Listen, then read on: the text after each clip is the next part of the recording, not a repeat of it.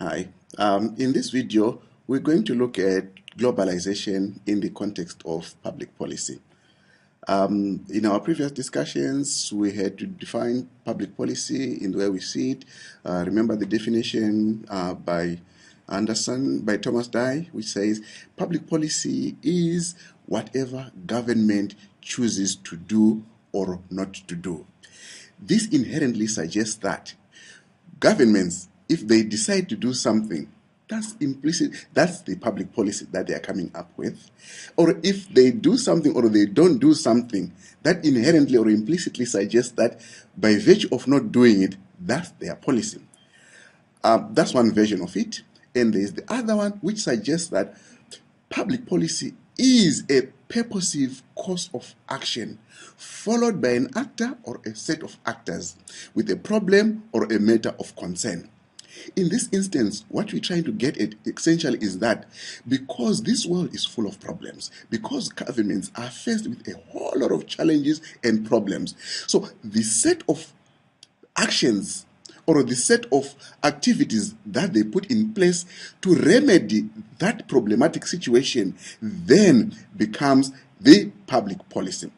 So, and in the following, in this instance, we are now saying governments, by virtue of them being the actors that are responsible for the day-to-day welfare of, they provide political goods, they are in the process able to come up with issues, or try to say in the context of, say, health issues, like, say, there's a cholera, with HIV epidemic, with inflation and all economic activities.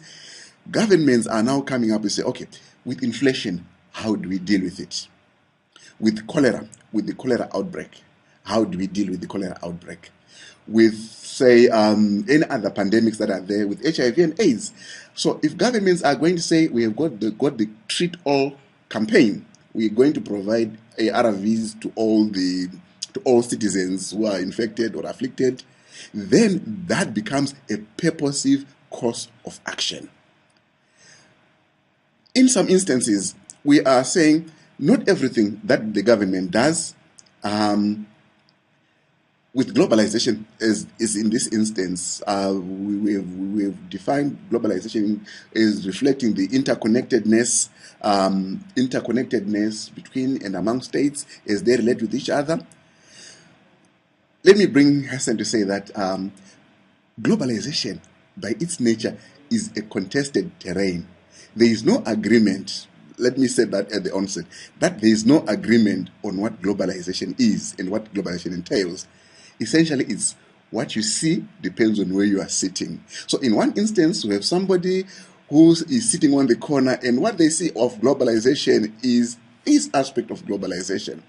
And the other guys have said globalization can be seen as a social science mantra for the 1990s. It's something that seems to have magically taken over the whole world, the whole globe, and people are now trying to see how do they come to terms with this animal that would look like, that would call globalization. But also in the same breath, the interconnectedness has allowed countries to enjoy the benefits, also enjoy the risks that come along with this being interconnected. In some instances, people are now saying our borders are porous. By virtue of people being able to move across borders, that it means countries are no longer responsible for how people move in and out of their countries, or how money is moved in and out of the countries. So it has created new environments, which essentially is a source of opportunities. You don't need to be stuck in one country if there are opportunities in the other country. Right now we talk of north-south collaborations, but also, like we're saying, it's also a source of risks. I'm sure, like I was saying, when we talk of the risks that are associated, say, with terrorism, the risks that are associated with money laundering. Previously, way back in the days, you had to go to the bank and apply for foreign currency if you are going to visit another country. You had to go and get your passports and everything else done. But in this day and age, you just go across the country with your debit card or with your Visa card. So the government no longer controls the money that you can take in and out of the country. So that on its own is a potential risk that comes in with. So now, coming back to public policies, to what extent are our governments, to what extent are our countries responsible for their purposive course of actions? To what extent can they be? Are they isolated? Are they policies that can be done in isolation of the global context within which you are operating? That's a pause and think. It's a pause for thought. So we're talking about globalization and the sources that it has brought, the sources of opportunities that it has brought, and also the opportunities that it has also brought with it, and the associated risks. We have said we also need to look at the policy decisions that governments take. They would also mobilize values, include others, exclude some actions as well.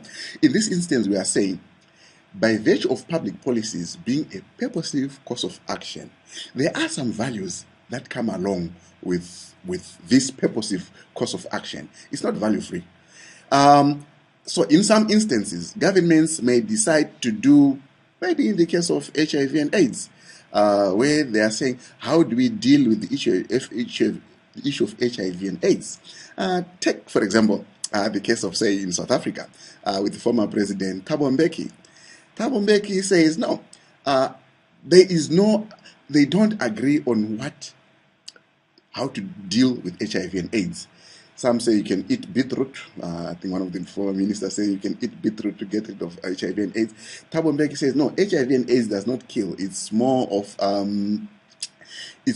poverty. Let's address poverty issues. And others would say, no, what are the causes of HIV and how do we deal with it? So people bring in their values. I'm sure in some instances, if you take the theological approach where the Roman Catholic does not allow use of condoms. So if you are saying one of the key issues in dealing with HIV and AIDS is abstinence, is also treatment, is the ABCs, one of them condomize. But the Roman Catholic Church says, no, you don't need to condomize, because with providing condoms deliberately suggests that you are encouraging promiscuity. So it then becomes the value. So what we're saying is the policy decisions are not value free. They are loaded with values. And in some instances, in the case of Botswana, we've been dealing with, should condoms be provided for in prison? And there's no agreement, because people are saying, listen, in prison, people are in prison for very specific offenses. But because they're in prison, providing them with condoms is deliberately acknowledging that there is same-sex activities happening in prison. So to provide or not to provide condoms, by its nature, then would require mobilizing values in terms of what we do or what we not do. So in some instances, it can then validate our position as a government or as policymakers to say, what should we do? To acknowledge or not to acknowledge then becomes back to our definition that we said, what governments decide to do or not to do. So that becomes the actions that validates the activities that validate our actions. As we would also need to think through, globalization has by its nature brought a number of changes. When you look at it, like I said earlier on, we look at the end of sovereignty. Remember, when we talk about the state, remember from the Westphalian Treaty, way back in the days, where we're talking of territorial integrity, sovereignty of each country, and countries are able to do what they're supposed to do on their own, the principle of the legality of equality of states. All right, here we are. Now, the world has become a global village. To what extent can you claim your sovereignty? To what extent can you as a government, or to what extent can you as policymakers confine your activities to say, we are a sovereign state? Your sovereignty to some extent is tampered with. If you as a government, or if you as the policymakers were responsible for the distribution of foreign currency, how much is every person, every citizen allocated? But now, all of a sudden, everyone can move with their money on their cards and can use their cards as and when they see fit. Or people are now doing online shopping. To what extent can you suggest you are still in charge of your sovereignty? And to what extent can your actions independently be independent from everyone else? So in this instance, like we're talking of terrorism, to what extent can you be an island on your own? So we are saying globalization with it has brought with it the end of sovereignty. And also, we also need to talk of the reorientation to serve supra-territorial as well as territorial interests. You look at yourself and your country. To what extent can you say we as a country are committed to these activities? And beyond you, maybe let's talk of the foot and mouth disease, the foot and mouth, or other diseases that have been going on. To what extent can you close your borders and say we're not going to deal with any other country because we don't have foot and mouth in our country, but others are coming? I'm sure you remember from the time when we had the flu virus and all the other viral diseases that have been going on.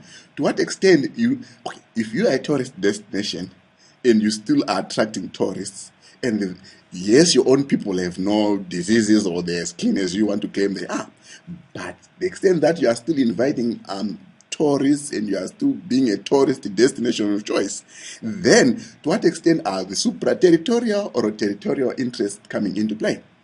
It also, globalization brings in a question of private sector welfare guarantees. To what extent, how do we, I think our local industries, the private sector, have also to match if they are to compete. We can no longer say we close our borders and now we can do our things on our own. We still have the private sectors from all over, the multinational corporations that are coming into play. They are increasing the competition. To what extent can we let our babysit our own private sector and say we can protect our private sector, yet we have opened ourselves? So we are saying with globalization, the interconnectedness also exposes us or exposes governments or policymakers to the vagaries of all what is happening in the outside. It also means the redefinition of warfare. Right now, yes, you are a peace-loving country. You don't get involved in fights and stuff. But if your neighbors, if your next neighboring country is having war, maybe take the case of Botswana, fairly democratic country, peace-loving, nothing. But the neighboring countries are on fire. There's this African proverb that says, when your neighbor's house is on fire, keep an eye on it, because the same fire can come to your house, to your homestead as well. So on that instance, we are saying the global war on terror.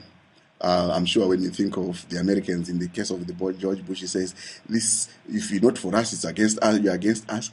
That type of thinking assumes now that whatever is happening to the neighboring countries, the regions, also has a bearing to what happens within the international state, within the nation, within the specific country.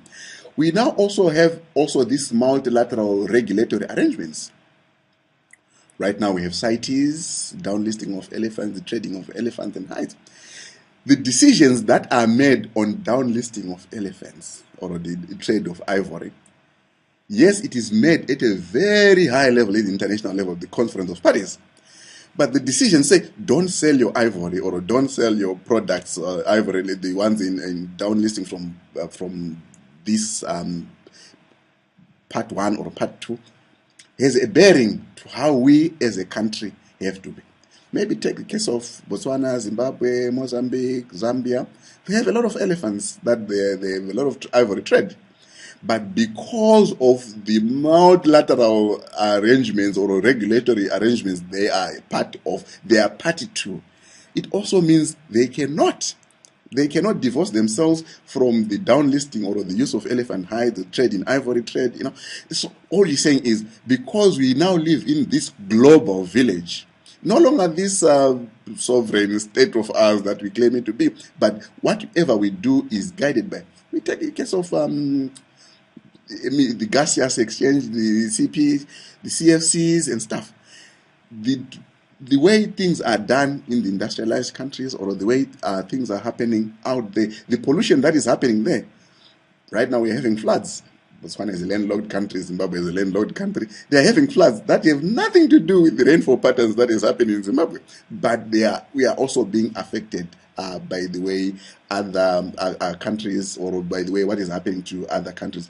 So all we're saying is multilateral regulatory arrangements, to the extent that we are party to as a specific country, have a bearing to the issues that we have to deal with. We talk of gender protocols, we talk of all these other arrangements that we become to. Maybe even the case of the ICC, in terms of should we, when if somebody who is wanted at the Hague comes into our country, should we arrest him or not arrest him? I guess you can think of the case of South Africa with Al Bashir. South Africa is now on a tight shoe to say you should have arrested Al Bashir as soon as he landed on South African soil. So, to what extent can we say, oh, he's another African brother that is in our country, we cannot arrest him? And you are also bound by the ICC, the Rome Convention in terms of ICC. So those multilateral regulatory arrangements have a bearing. So in this instance, all we're saying is we need to think of the policies, the public policies that we bring out into the public domain, how they can then be taken in the context of globalization. And like we said, there's no agreement in terms of it's a contested terrain. And as far as we think and as far as we see it, we need to think through how our policies, domesticated policies, public policies, and how they will play out into the wider world, and how the wider world will receive and react and take us seriously or not seriously, as we would say it. Till we meet again, thank you. Bye.